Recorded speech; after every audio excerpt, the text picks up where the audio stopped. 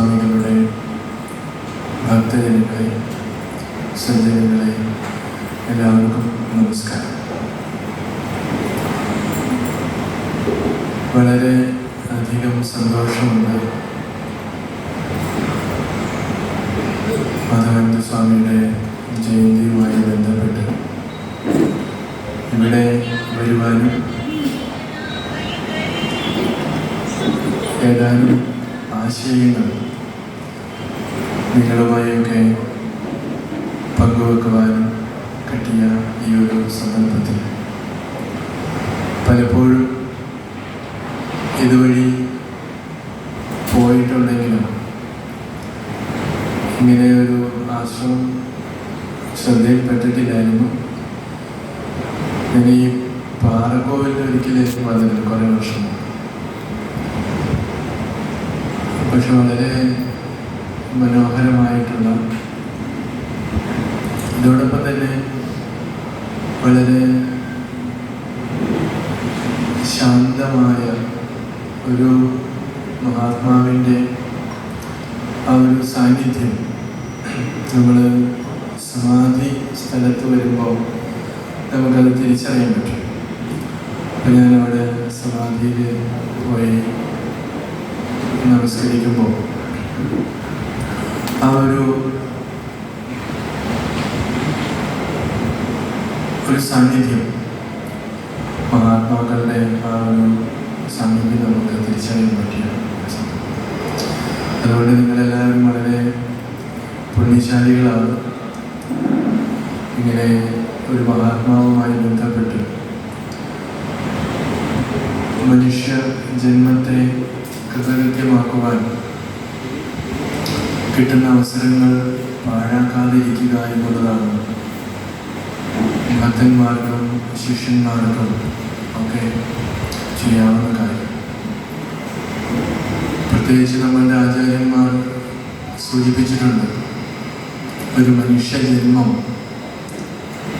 ലഭിക്കുക എന്നുള്ളത് വളരെ അപൂർവമായി കിട്ടുന്നൊരവസരം. മനുഷ്യജന്മത്തിന് പുരുഷജന്മം വീണ്ടും ദുർലഭമാണ് എന്ന് പറയുന്നു. അതോടൊപ്പം തന്നെ മഹാപുരുഷ സംശയം അത് വളരെ ദുർലഭമായിട്ടുള്ള ഒന്നാണ്. അപ്പം നിങ്ങൾ വിചാരിക്കും, സ്ത്രീകളായിട്ടുള്ള ഞങ്ങൾക്ക്, ഇവിടെ കൂടുതൽ സ്ത്രീകളാണ്, അപ്പം ഞങ്ങൾക്ക് അങ്ങനെ ഒരു അവസരമില്ലേ എന്ന് വിചാരിക്കാം. ഞാനത് നമ്മുടെ ആചാര്യസ്വാമികളുടെയൊക്കെ ഒരു ശ്ലോകം അങ്ങനെ പറഞ്ഞെന്ന് മാത്രമേ. പണ്ട് കാലത്തും ഉപനിഷത്തിൻ്റെ കാലം, പണ്ടെന്ന് പറഞ്ഞ ഉപനിഷത്തിൻ്റെ കാലത്ത് സ്ത്രീകൾക്കും പുരുഷന്മാർക്കും ഒരേപോലെ ബ്രഹ്മവിദ്യ ഗ്രഹിക്കുന്നതിനുള്ള സാഹചര്യം ഉണ്ടായിരുന്നു. നമ്മളുടെ ഗാർഗിയും മൈത്രേയിയും പോലുള്ള വലിയ മഹതികൾ ഈ ആത്മവിദ്യ ഗ്രഹിക്കുന്നതിന് വേണ്ടി ഒരേപോലെ സഞ്ചരിച്ചിരുന്നു. പിന്നീട് എപ്പോഴോ അത് കട്ടായിപ്പോയി.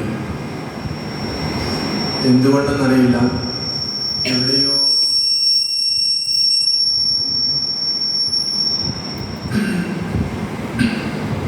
എവിടെയോ സ്ത്രീകൾക്ക് ഒരു, അവരുടെ കുഴപ്പമല്ല, ഒരുപക്ഷെ പുരുഷന്മാരുടെ കുറച്ചൊരു ആധിപത്യമായിരിക്കാം മാറ്റി നിർത്തിയെന്ന് തോന്നുന്നു. ഞാൻ പറയാൻ കാരണം, നമ്മുടെ എനിക്ക് അറിയാവുന്ന ചില ഭാര്യാഭർത്താക്കന്മാർ അവർ മന്ത്രദീക്ഷയൊക്കെ വാങ്ങിച്ചിട്ടുണ്ട്. രണ്ടുപേര് സാധനയൊക്കെ ചെയ്യുന്നതുമാണ്. പക്ഷേ ഭാര്യ കുറച്ച് കൂടുതൽ സാധനയൊക്കെ ചെയ്യുന്നുണ്ടെങ്കിൽ, കുറച്ച് ധ്യാനമൊക്കെ ചെയ്യുന്നുണ്ടെങ്കിൽ ഭർത്താവിനൊരു ചെറിയൊരു അസൂയ. അപ്പോൾ ഈ അസൂയയിൽ നിന്നും ആയിരിക്കണം പതിയെ പതിയെ ഈ അമ്മമാരെയൊക്കെ അവർ ഒഴിവാക്കിയെന്ന് തോന്നുന്നു. അതുകൊണ്ടായിരിക്കാം ഇങ്ങനെ ഒരു ഇടയ്ക്ക് ഇങ്ങനെയൊക്കെയുള്ള ചില ആശയങ്ങളൊക്കെ കടന്നു വന്നതെന്നാണ് സംശയിക്കേണ്ടിയിരിക്കുന്നത്. അപ്പോൾ നമ്മൾ ശ്രദ്ധിക്കേണ്ട ഒരു കാര്യം, ഈ ശ്രദ്ധ എന്നുള്ളത് തന്നെയാണ് പ്രധാന ശ്രദ്ധ. അപ്പോൾ ശ്രദ്ധയുടെ അഭാവം കൊണ്ടാണ് നമ്മൾ വീണ്ടും വീണ്ടും ഇവിടെ ജനന മരണങ്ങൾക്ക് അടിമപ്പെട്ടു പോകുന്നത്. ശാസ്ത്രസ്യ ഗുരുവാക്യസ്യ സത്യബുദ്ധ്യവധാരണ സാ ശ്രദ്ധ എന്നാണ് മഹർഷി പറയുന്നത്. ശാസ്ത്രത്തിലും ഗുരുവാക്യത്തിലുമുള്ള സത്യബുദ്ധിയാണ് ശ്രദ്ധ എന്ന് പറയുന്നത്. നമ്മൾ ഇംഗ്ലീഷിൽ പറയുന്ന അറ്റൻഷൻ അല്ല ശ്രദ്ധ. നമ്മൾ ശ്രദ്ധിച്ച് കേൾക്കണമെന്ന് പറയുമ്പോൾ അവിടെയൊക്കെ ഈ ഒരു അർത്ഥം വരുന്നില്ല. ഒരുപക്ഷെ വരേണ്ടതാണ്. സംസ്കൃത വാക്ക് ആ രീതിയിൽ തന്നെയാണ് എൻ്റെ അർത്ഥം ഉൾക്കൊണ്ട് നിൽക്കുന്നത്. പക്ഷെ നമ്മുടെ ശ്രദ്ധ അത്രയും പോകാത്തത് കൊണ്ട് നമുക്കങ്ങനെ ഒരു കുറവൊന്നുമില്ല. ഇപ്പം ശാസ്ത്രം എന്ന് പറയുന്നത് ആധുനിക ശാസ്ത്രത്തെയും ശാസ്ത്രം എന്ന് പറയുന്നത്. പക്ഷെ മഹർഷിമാരുടെ ശാസ്ത്രം നമ്മുടെ ഉപനിഷത്തുകളാണ്. അപ്പോൾ ഈ ഉപനിഷത്തിൽ പ്രതിപാദിച്ചിട്ടുള്ള സത്യം, അതായത് പ്രപഞ്ചത്തെ സൃഷ്ടിച്ച് പരിപാലിച്ച് സംഭരിച്ചു പോരുന്ന അദൃശ്യമായ ഏതൊരു ശക്തി ചൈതന്യം ഉണ്ടോ അതിനെ പ്രതിപാദിക്കുന്നതാണ് ശരിക്കും ശാസ്ത്രം. ഈ ശാസ്ത്രം, ആ ശാസ്ത്രത്തിനകത്ത് പറഞ്ഞിരിക്കുന്ന കാര്യങ്ങൾ, അതിൽ നമുക്ക് പൂർണ്ണമായിട്ടുള്ള സത്യബുദ്ധി ഉണ്ടാകും. സത്യബുദ്ധി എന്ന് പറഞ്ഞിരിക്കുന്നത് വിശ്വാസം എന്നല്ല. അതുകൊണ്ട് നമ്മളുടെ വിശ്വാസത്തെയൊക്കെ നമുക്ക് ചോദ്യം ചെയ്യേണ്ടി വരും. എന്തുകൊണ്ട്? സത്യാന്വേഷിയാണെങ്കിൽ, സത്യത്തെയാണ് നമുക്ക് അറിയേണ്ടതെങ്കിൽ നമ്മൾ ചോദ്യം ചെയ്യണം. അതല്ല, സത്യത്തെ നമുക്ക് വേണ്ടെങ്കിൽ നമുക്ക് വിശ്വസിച്ച് പോകാം. വിശ്വാസം എപ്പോഴും എല്ലാ മതത്തിലും എല്ലാ രാജ്യത്തും ദേശത്തും ഒക്കെ ഉള്ളതാണ്. അപ്പോൾ വിശ്വാസത്തിന് കണ്ണുവെച്ചാൽ അല്ലെങ്കിൽ കണ്ണ് തുറന്ന് നോക്കിക്കഴിഞ്ഞാലാണ് സത്യത്തെ നമുക്കറിയാൻ പറ്റുന്നത്. അവിടെ യാതൊരുവിധ കോംപ്രമൈസും മഹർഷിമാർ കൊടുക്കുന്നില്ല. ഭഗവത്ഗീതയിലും കൃഷ്ണൻ അത് വ്യക്തമായിട്ട് പറയുന്നുണ്ട്.